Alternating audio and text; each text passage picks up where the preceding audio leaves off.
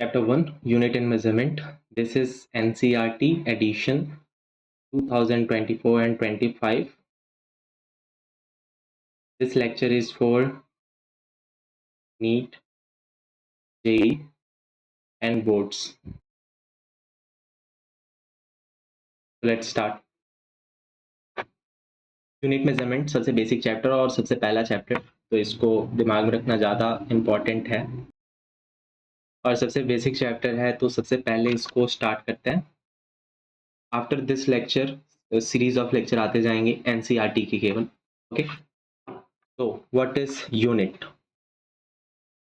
Unit is nothing but एक standard reference होता है which is used to measure any physical quantity involves comparison. Okay, ये कुछ नहीं है, बस this are the reference standard called unit. Okay, so there are types of fundamental और base unit, क्योंकि हम लोग यहाँ पे यूनिट का टाइप्स पढ़ रहे हैं. तो 7 टाइप्स के फंडामेंटल या बेस यूनिट होते हैं और इन 7 टाइप से फिर ड्राइव यूनिट भी निकाले जाते हैं. ड्राइव यूनिट जैसे कि फोर्स का होता है और डिफरेंट टाइप का, और ये 7 टाइप्स भी हम आगे देखते हैं. तो the next topic is the international system of units. Okay, so the मतलब जो भी इम्पोर्टेंट है उसको मैंने हाईलाइट कर लिया है.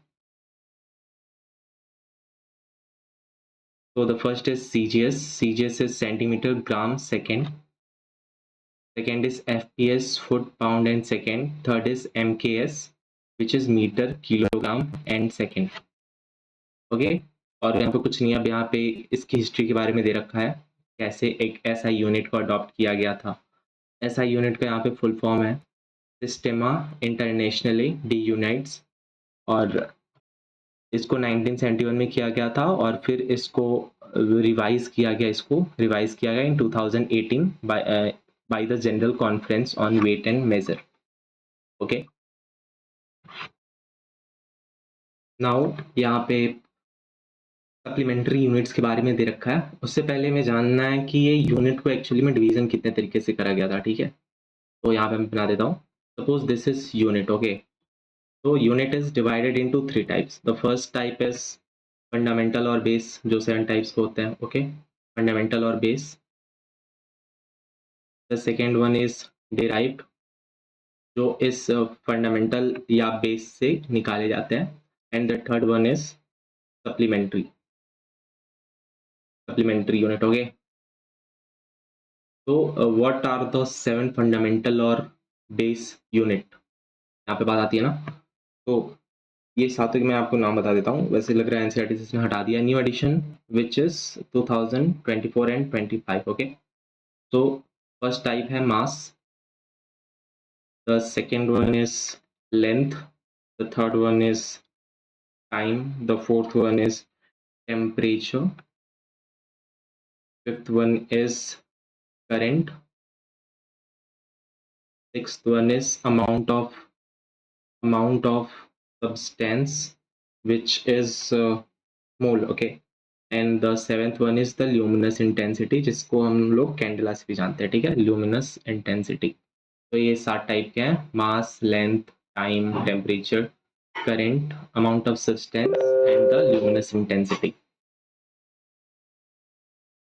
ओके, जो यूनिट का ये जो थर्ड पार्ट है विच इज द सप्लीमेंट्री. अब इसके 2 टाइप होते हैं. The first one is and this is the second one. Okay, जो फर्स्ट वन है वो प्लेन एंगल है and the second one is the solid angle. Okay, तो this supplementary have unit. Plane वाले का रेडियन है और सॉलिड के लिए स्टार्डियन है. It doesn't have dimension. Okay, तो इट इज डायमेंशनलेस. यहाँ पे बस इतना ही दे रखा. ओके, यहाँ पे 7 केस के बारे में बता रखा है जो मैंने पीछे आपको बता दिया. अब यहाँ पे कुछ मार्किंग्स हैं. यहाँ पे देखो, इट हैज क्लियरली मेंशन कि ये जो डाटा है ये एग्जाम पर्पस के लिए नहीं है, इसको पूछे नहीं जाने चाहिए. ओके, बट हम लोग यहाँ पे देख लेते हैं. सपोज करो लेंथ. ओके, मीटर होता है इसका symbol and second is defined in terms of cesium frequency. Okay, second is defined as cesium frequency, बस दिमाग में रखना है. देन यहाँ पे टाइम, फ्रीक्वेंसी ऑफ सीजियम, और सीजियम जो है वो 133 एटॉम का है। देन यहाँ पे जो थर्मोडायनेमिक टेम्परेचर है इसका ऐसा यूनिट केल्विन होता है। तो यहाँ पे बोल्ट्जमैन कांस्टेंट की यूज होता है। Okay, then the amount of substance mole, Avogadro constant यहाँ पे Na which when expressed in unit per mole. Okay, Avogadro number यहाँ पे भी कुछ नहीं दे रखा। ये छोटी छोटी चीज़ों को दिमाग में रखना है। 24 hour is equal to 86,400 second, 1 degree is equal to pi divided by 180 radian. So keep in mind pi is equal to 180 degree, and if you want to find 1 degree, so pi divided by 180. Okay, then 1000 kg को बोलते हैं 1 carat 200 milligrams. Okay, then quintal 100 kg, ये कुछ important है। Note: when mole is used, the elementary entities must be specified. The entities may be atoms, molecules, ions, electrons, other particles, or a specified group of such particles. यहाँ पे और कुछ नहीं दे रखा। Now we are going to discuss the significant figure. Okay, तो यहाँ पे एक चीज ध्यान रखना है, every measurement involves error. This could be a statement in the exam. Every measurement involves error.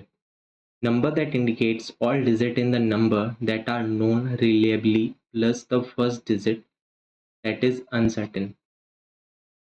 Okay, the first uncertain digit are known as significant digit or significant digit. The first uncertain digit are known as significant or significant figure. अब यहाँ पे example लेते हैं हम लोग 1.62 का। So this has 3 digits, so it is 3 significant. आगे हम रूल देख लेते हैं, in which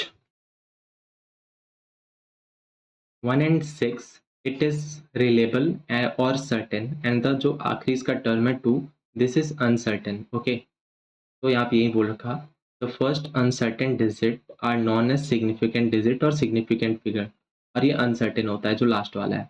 तो it has 3 significant, आगे रूल देख लेते हैं significant का।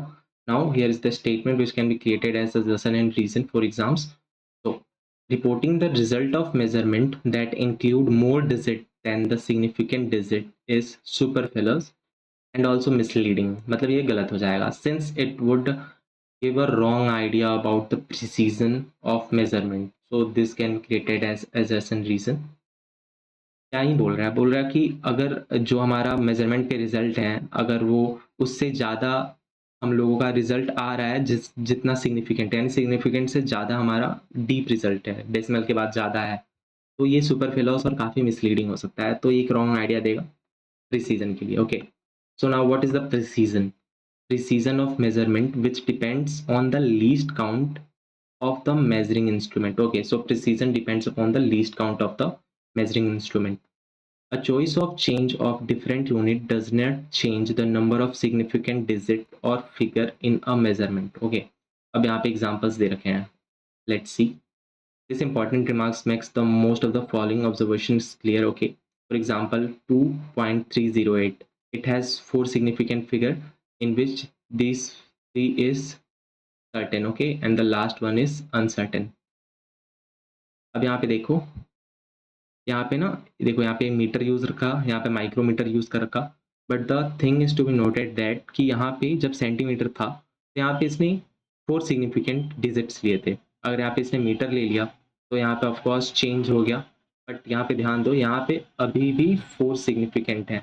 अगेन यहाँ पे चेंज हो गया अगर ये मिलीमीटर में लेता है, बट देयर ऑल्सो 4 सिग्निफिकेंट। तो सेम स्टेटमेंट बोल रहा था, a choice of change in different unit means the changing the units here centimeter or meter does not change the number of significant digit, means यहाँ पे भी 4 रहा, यहाँ पे भी 4 रहा in the measurement. Okay, now let's move to the next page. Now here is given the rules for significant. Okay, let's check it out. All the non-zero digit are significant. Okay, non-zero, zero के अलावा all the zeros between two non-zero digit. Okay, let me give you example. ठीक है, for example 2 3 4, यहाँ पे कोई भी zero नहीं है, all are non zero. Okay, so there is 3 significant. Okay, all the zeros between two non-zero digit are significant, like 2308, यहाँ पे जीरो है between इनसिग्निफिकेंट, तो यहाँ पे 4 होगा, ठीक है ना, 4 सिग्निफिकेंट फिगर्स हैं, no matter where the decimal point is, अगर यहाँ पे कहीं डेसिमल भी है तो उससे भी कुछ मैटर नहीं करता, फर्क नहीं आता. If the number is less than 1, okay, the zeros on the right of the decimal point but to the left of the first non-digit zeros are not significant. Let's see in the example. Okay, यहाँ पे देखो, ये जो right में है ना, हमें इससे फर्क नहीं पड़ता, तो वी हैव 4 सिग्निफिकेंट. अब देखो, नन जीरो के बीच में एक जीरो है, तो उससे कुछ फर्क नहीं होता, this is also a significant. The next one is the terminal or trailing zeros in the number without a decimal point are not a significant. Okay. For example, 123 has 3 significant figure. Example 12300. Again, there is the change in units. Okay. तो वहाँ पे पीछे भी rule था, change in unit से कुछ फर्क नहीं पड़ता, नंबर ऑफ सिग्निफिकेंट फिगर्स का तो सेम ही चीज दे रखा. The next point, the trailing zeros in the numbers with decimal points are significant. अगर उसमें कहीं डेसिमल डल गया तो सिग्निफिकेंट हो जाएगा, but the trailing one, not in the right one, ये नहीं होगा, ये ट्रेलिंग वन होंगे. Okay, so there is 4 and there is also 4.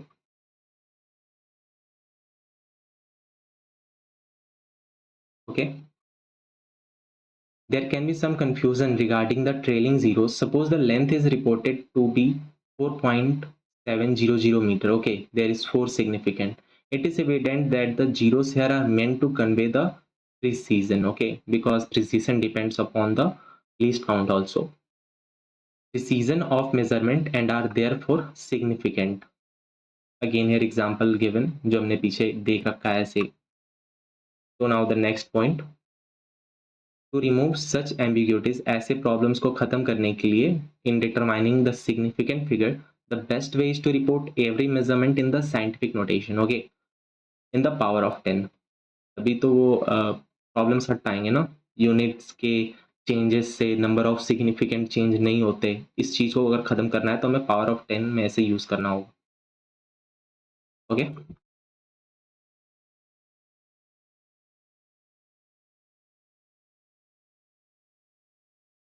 अब यहाँ पे इसने पावर वाला यूज करा है. Then the number can be expressed approximately 10 to the power b, in which an exponent b 10 is also called order of magnitude. Okay, देख लेते हैं. अगर ये सपोज करो कि कोई वैल्यू दे रखा है a into 10 to the power b, तो यहाँ पे जो b होगा ना is the order of magnitude. Example 5 into 10 to the power 5. So here 5 is the order of magnitude. Okay, ये वाला 5 जो है ना ऑर्डर ऑफ मैग्नीट्यूड हो जाएगा, नथिंग एल्स. सो यहाँ पे सिर्फ मेन लाइंस को हाईलाइट किए गए हैं, because if you are reading the NCERT means you have done the coaching और completed your notes before this and you are taking it as supplement. तो यहाँ पे बस वो स्टेटमेंट बताऊंगा जो एग्जाम्स में ऐसे क्वेश्चंस क्रिएट हो सकते हैं with the basic knowledge. Okay, however all the zeros appearing in the base number in the scientific notation are significant. Okay, now the next point. For a number greater than 1 without any decimal, the trailing zeros are not significant. For example 12300. So the trailing zeros are not significant because there is no decimal used and it has only 3 significant. Okay, so let's move to the next point.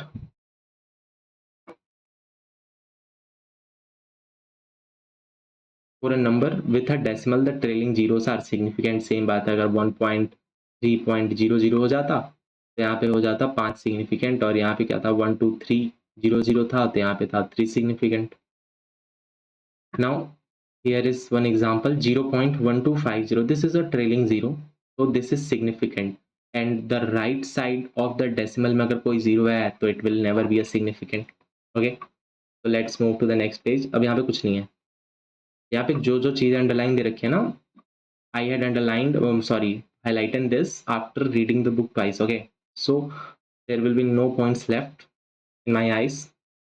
अगर ऐसा कुछ है तो आप comment कर देना. Okay, अगर कुछ प्रॉब्लम दिखे या कुछ इम्प्रूवमेंट का कहीं स्कोप हो या अच्छा लगे या बुरा लगे जो भी।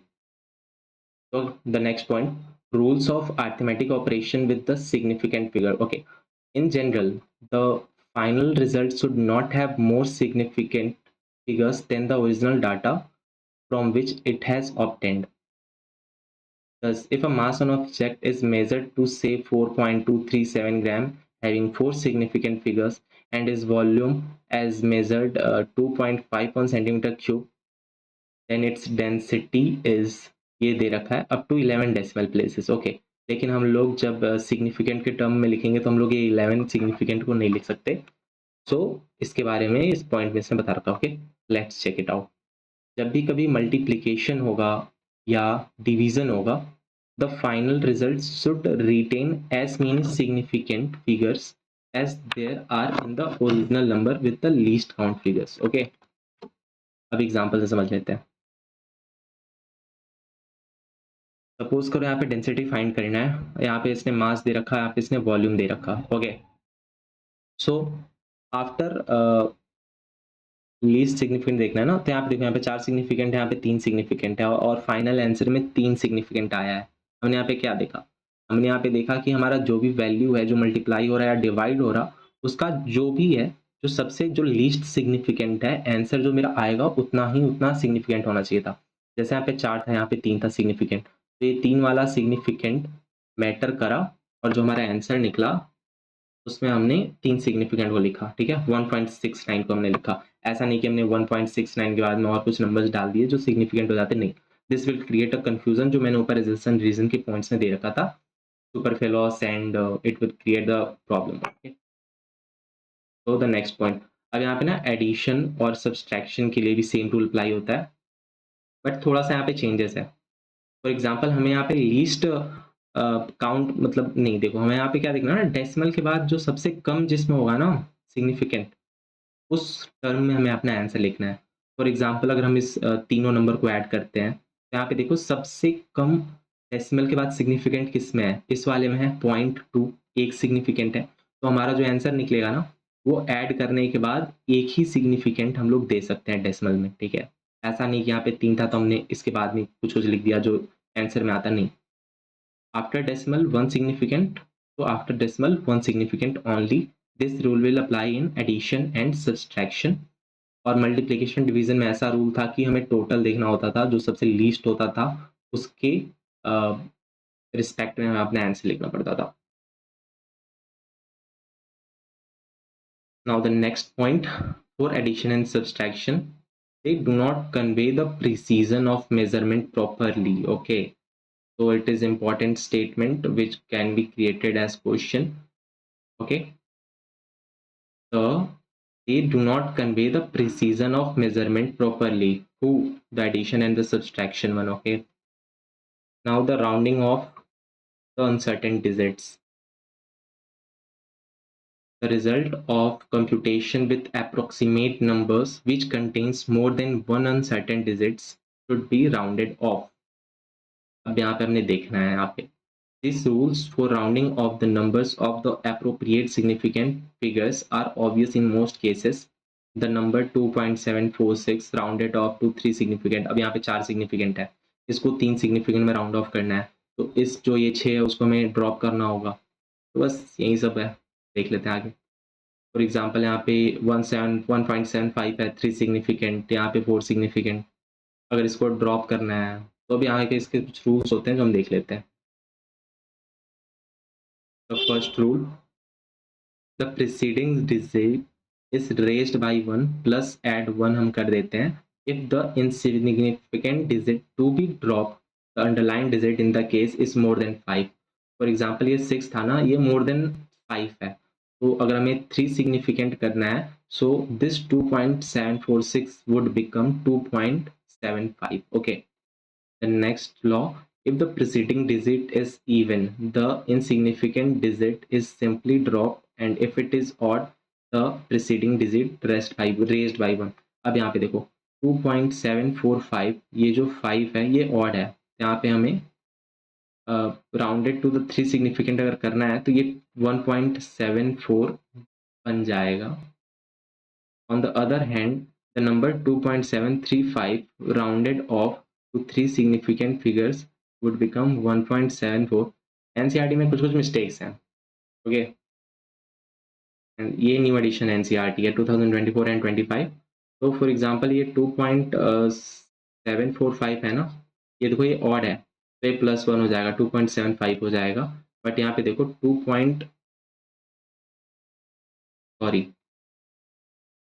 वेट अ मिनट, इसको मैं क्लियरली बताता हूँ। If the preceding digit is even, the insignificant digit is simply dropped, and if it is odd, the preceding digit is raised by 1. Okay, तो अगर ये 2.745 है और इसको हमें ड्रॉप करना है तो उसके जो प्रीसीडिंग वाला है ये 4, दिस इज इवन, इसको हम लोग टच नहीं करेंगे, ठीक है, क्योंकि यहाँ पे क्या बोला है इसने, if the preceding digit is even, the insignificant digit is simply dropped, ठीक है, इसको टच ही नहीं करेंगे। अब यहाँ पे देखो इन दिस एग्जाम्पल 2.735, अगर इसे हमें ड्रॉप करना है and this is odd one, okay, तो ऑड है तो इसको हम लोग +1 कर देंगे, 2.74, okay, sorry for the error, ये ध्यान रखना, ओके। यहाँ पे पर यहाँ पे भी इसने गलत दे रखना, 1 पॉइंट कैसे दे रखा,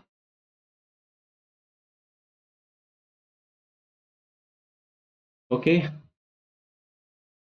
अब यहाँ पे दे रखा है टाइम का फॉर्मूला, नथिंग एल्स, तो यहाँ पे जो ये 2 पाई है ना, ये 2 पाई हैव लार्ज इनफाइनाइट नंबर्स, इस चीज को बस दिमाग में रख लो, बिकॉज ये ऊपर यहाँ पे यही चीजें दे रखा है, ठीक है। स्टेटमेंट बना तो ऐसा क्रिएट हो सकता है कि it has large infinite numbers, या लार्ज फाइनाइट नंबर, या it doesn't have large infinite number, बस इस चीज को याद कर लो, it has large infinite number, okay.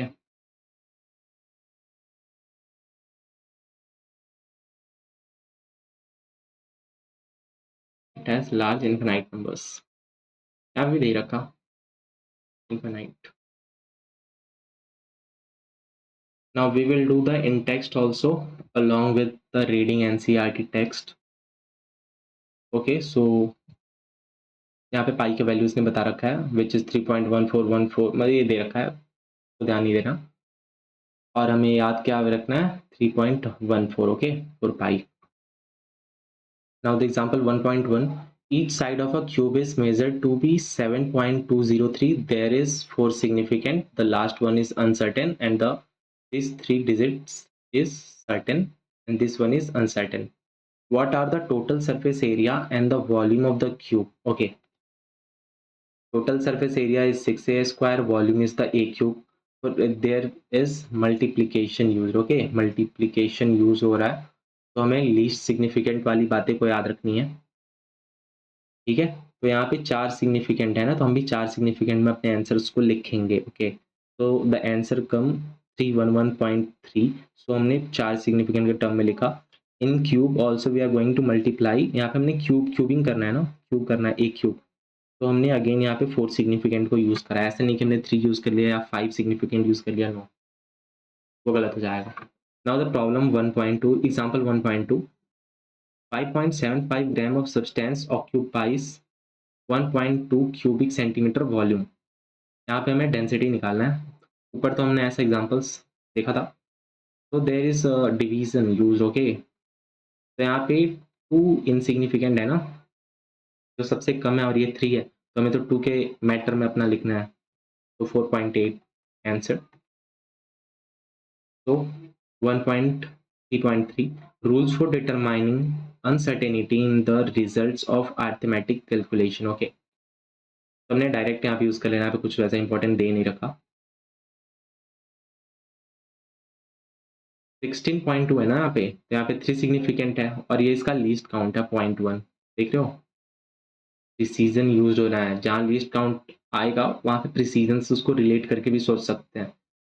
अगर यहाँ पे 0.1 है तो ये इसका प्रिसीजन है, अगर यहाँ पे कहीं 001 होता तो ये वाला वैल्यू ज्यादा प्रिसाइज होता प्रिसीजन के मैटर में, ओके। अब यहाँ पे हमें इसको सॉल्व करके हम देख लेंगे, ठीक है। चलो तो उसको देख लेते हैं। Point 1.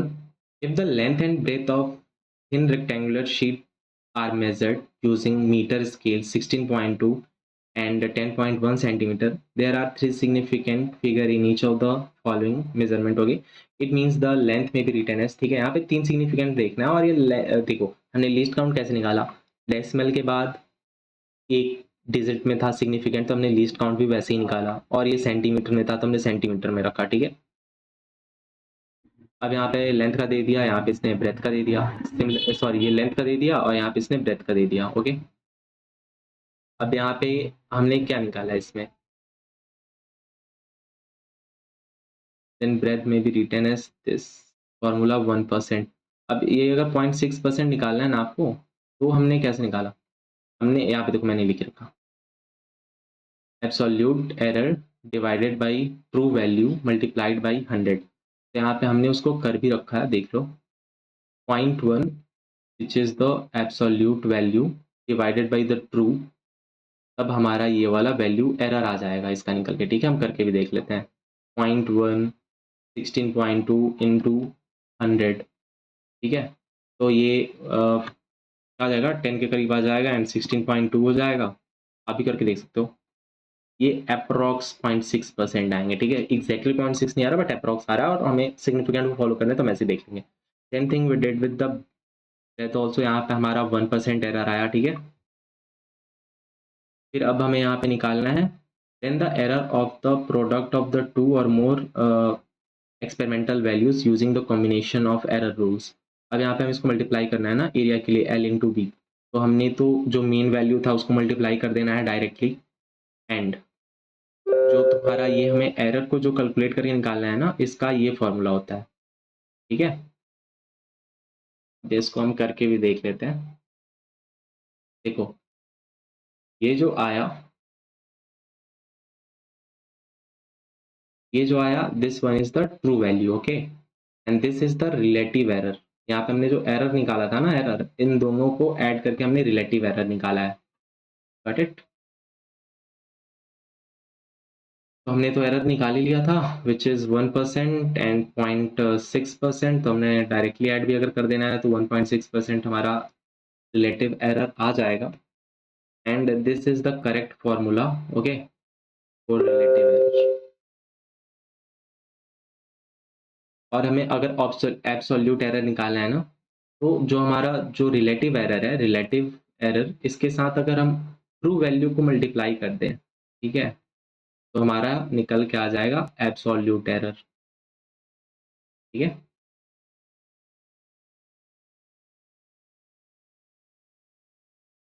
Point 2. If a set of experimental data is specified to an insignificant figure, a result obtained by combining the data will also be valid to n significant figures।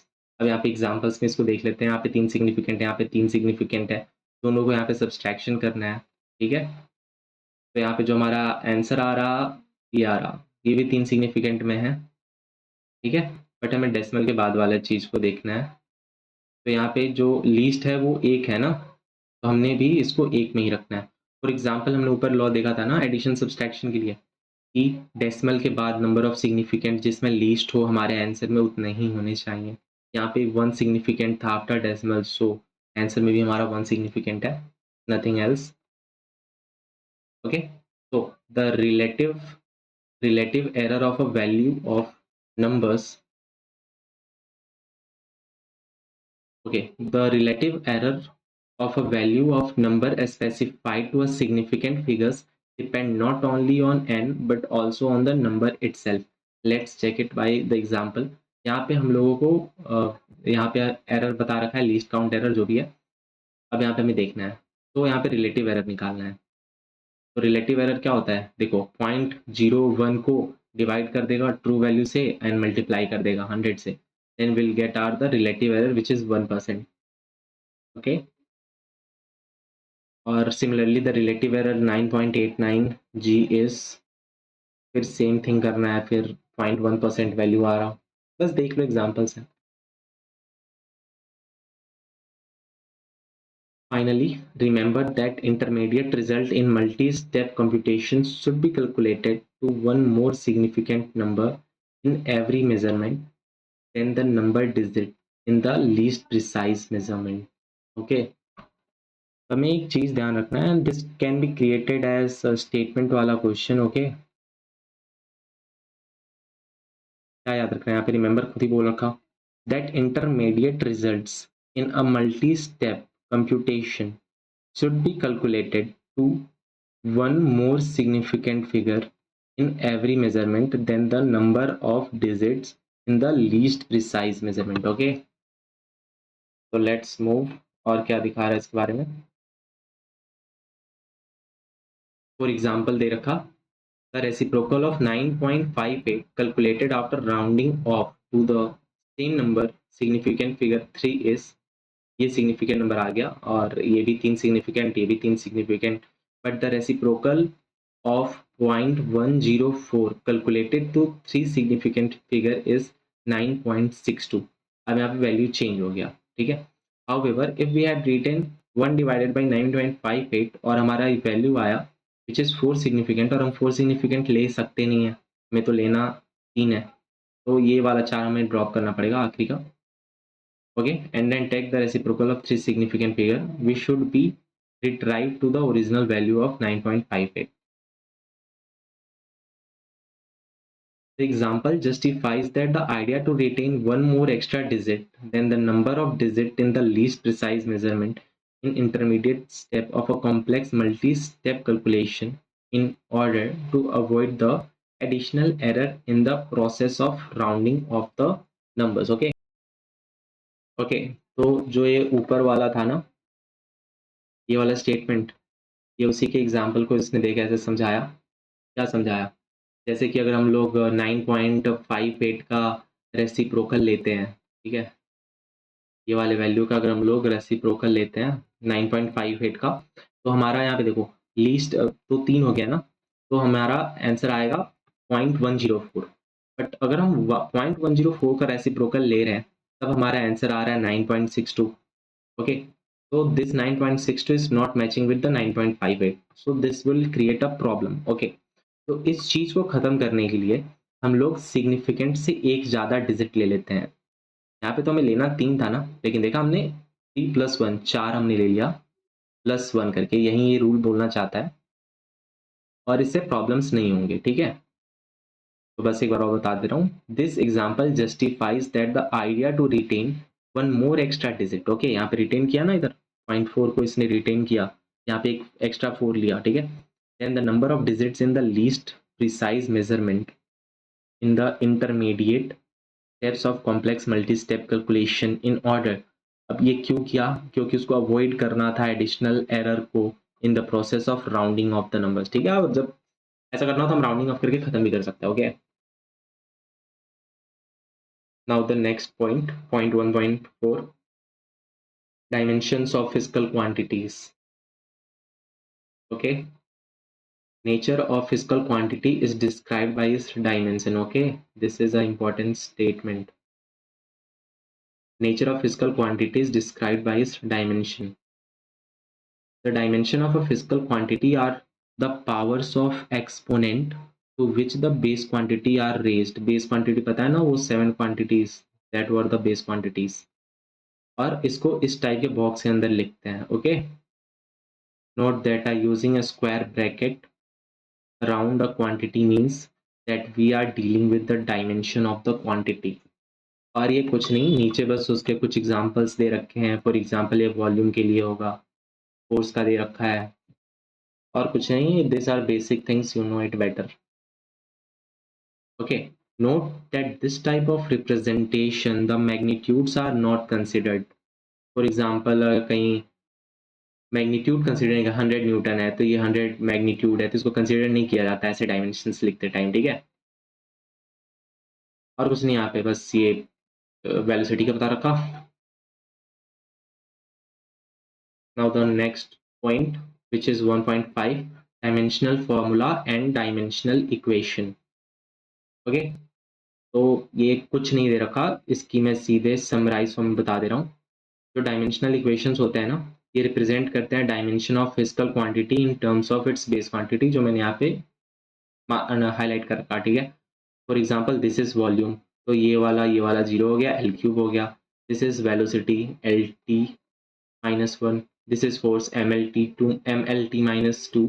This is density. Okay, density में क्या होता है, mass divided by volume. तो this is very basic things, और ये बस representation का एक तरीका बता रहा है।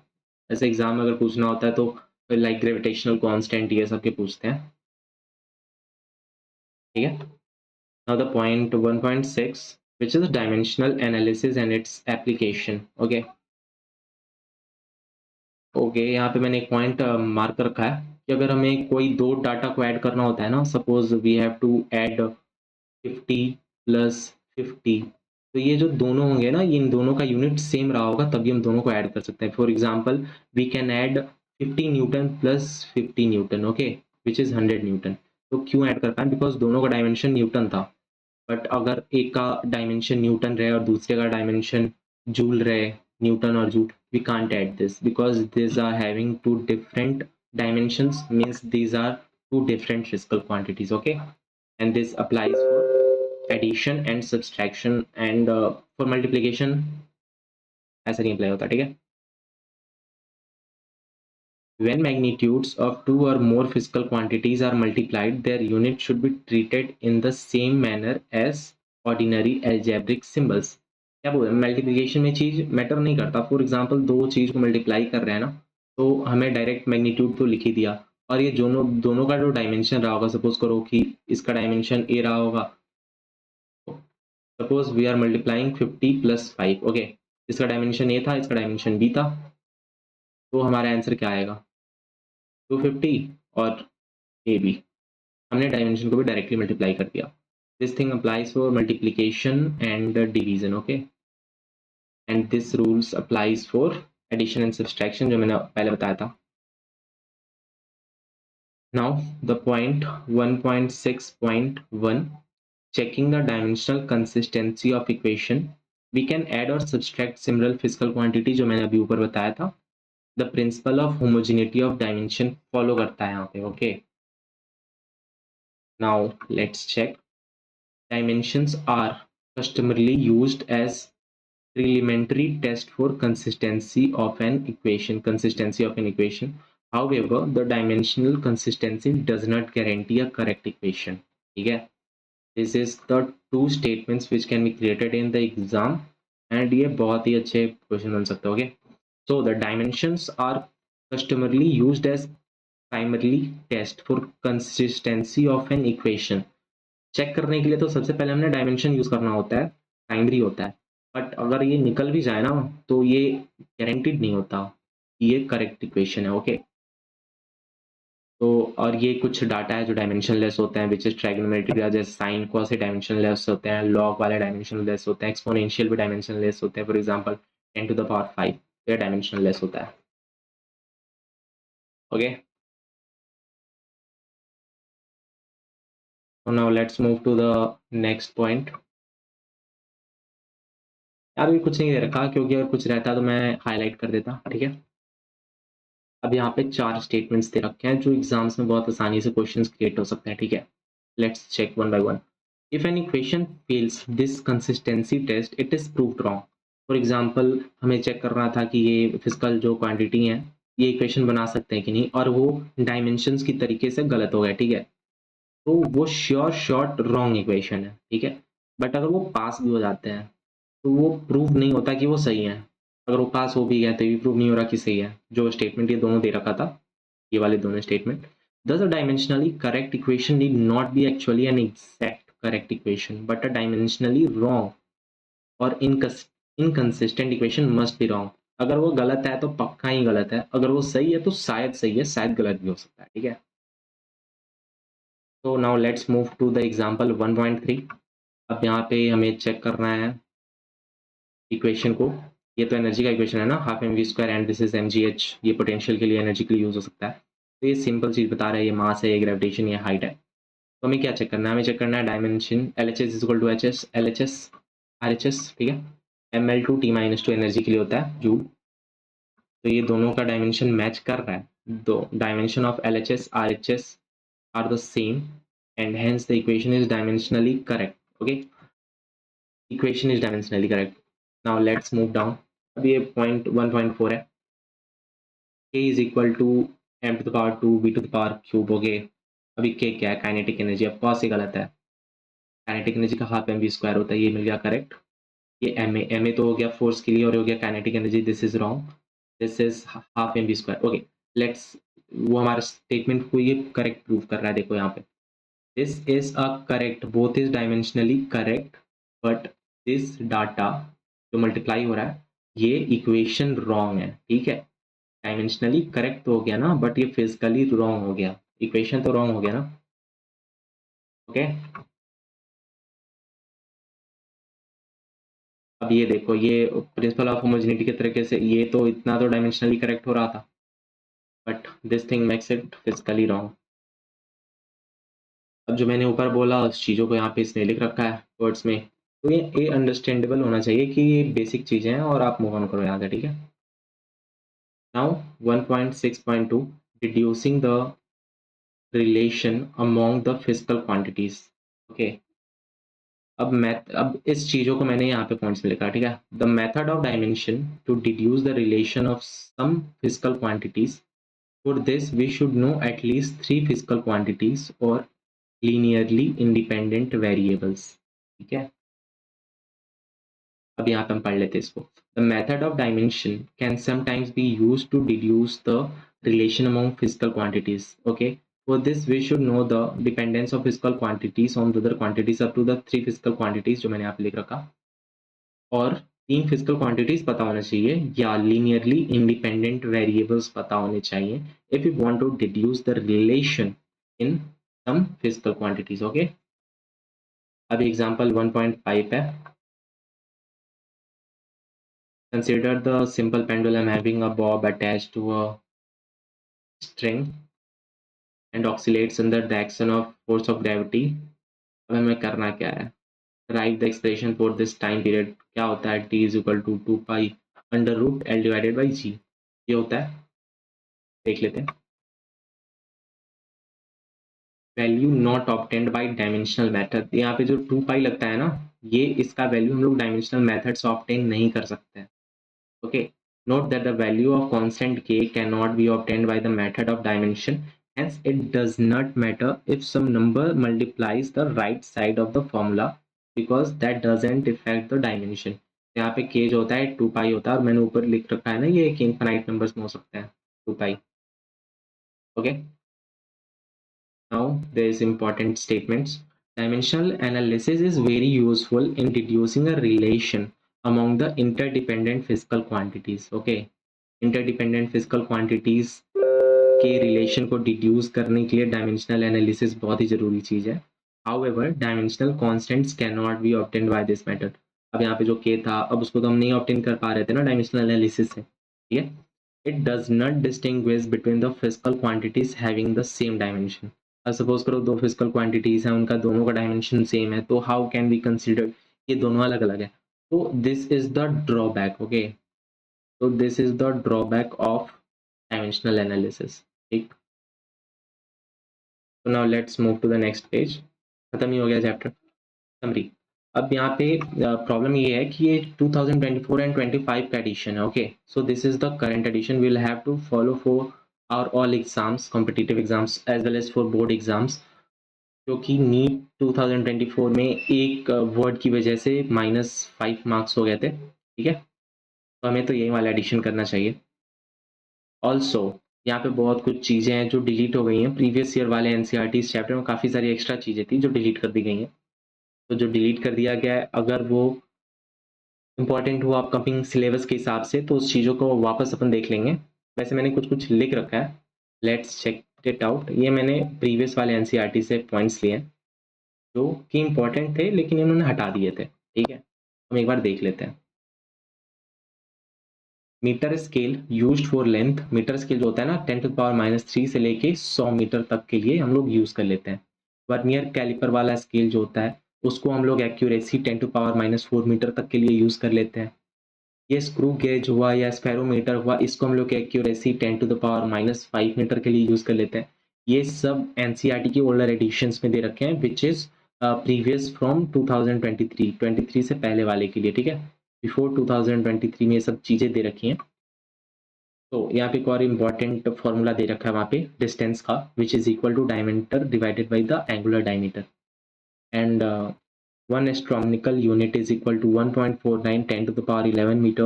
1 light year is equal to 9.46 10 to the power 15 meter. 1 parsec is equal to 3.08 10 to the power 16 meter. ये सारे लेंथ के यूनिट्स हैं, ठीक है। Now let's talk about the least count. ये चीज़ें ऐड हुई हैं तो ये प्रैक्टिकल वाले के क्वेश्चन के पार्ट में है, ठीक है, in JEE and NEET, but हम देख लेते हैं basic formula, okay. So the least count of vernier caliper is 0.01 centimeter. Least count of aspherometer is 0.001 centimeter. So this is more precise because इसका least count ज़्यादा है ना, तो ये more precise होगा aspherometer in compare of the vernier caliper.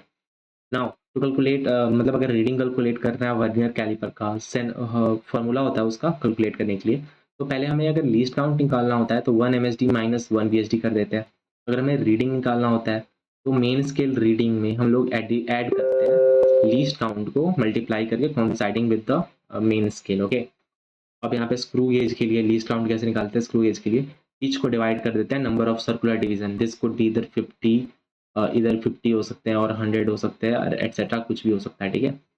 अब इसका reading जो निकालना होता है यहाँ पे भी सेम थिंग होता है as like vernier caliper, main scale reading से हम लोग ऐड करते हैं और हम लोग ऐड क्या कर रहे होता है, लीस्ट काउंट को मल्टीप्लाई करके सर्कुलर स्केल कॉन्साइड जो कर रहा होता उससे हम लोग ऐड कर रहे होते हैं कॉन्साइडिंग से, ओके। हो गया। Now will check the summary.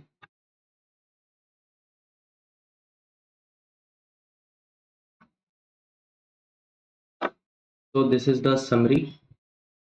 Point 1. Physics is a quantitative science based on measurement of physical quantities. Certain physical quantities have been chosen as fundamental base. हमने देख रखा है।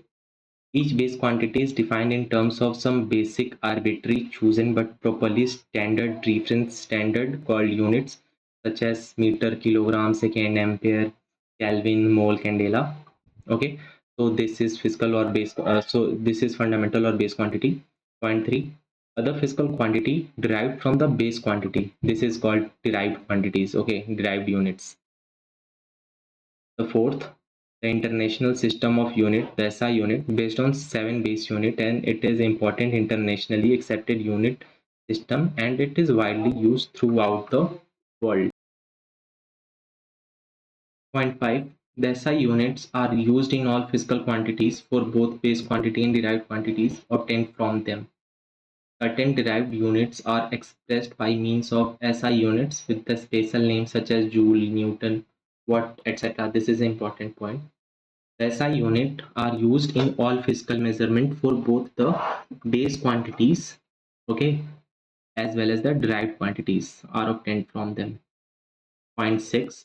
The SI unit have well defined and internationally accepted unit symbol, metre के लिए, kilogram, second, ampere, ये सब के लिए. Point 7. Physical measurement are usually expressed for small and large quantities in scientific notation with the power of 10. हमने देखा है इसको. Point 8.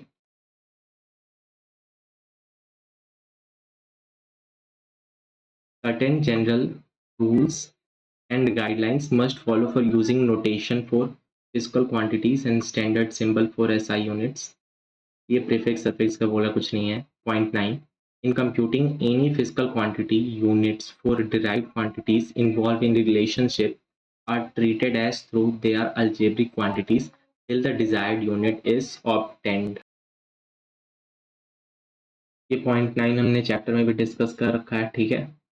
अलजेब्रिक क्वांटिटीज की तरह सोचना चाहिए किसी भी यूनिट को जब हम कुछ फिजिकल क्वांटिटीज को डिराइव करने के लिए, इक्वेशन डिराइव करने के लिए हम लोग कुछ कर रहे होते हैं। तो point 10. In measured and computed quantities proper significant figures only should be retained. Rule for determining the number of significant figure carrying out arithmetic operation with them. Rounding off ये सब हमने देख रखा है. Now the 11th. Dimensional analysis can be used to check the dimensional consistency of equation, deducing the relation among the physical quantities. Okay, a dimensional consistent equation need not be actually an exact correct equation, but dimensionally wrong or incorrect equation must be wrong. This is very important statement of this chapter, जो multiple times used हो चुका है. So the chapter is completed. Okay.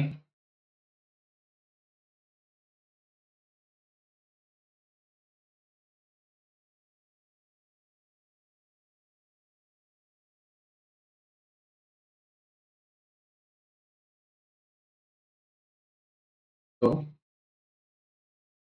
in the upcoming videos, we'll be reading all the chapters of physics in class 11th plus class 12th, along with the chemistry 11th plus 12th. We'll be solving exemplars plus exercise questions as well in the upcoming lectures. Okay. So this was my first video. If you want to say anything, please do comment and subscribe and like. Thanks.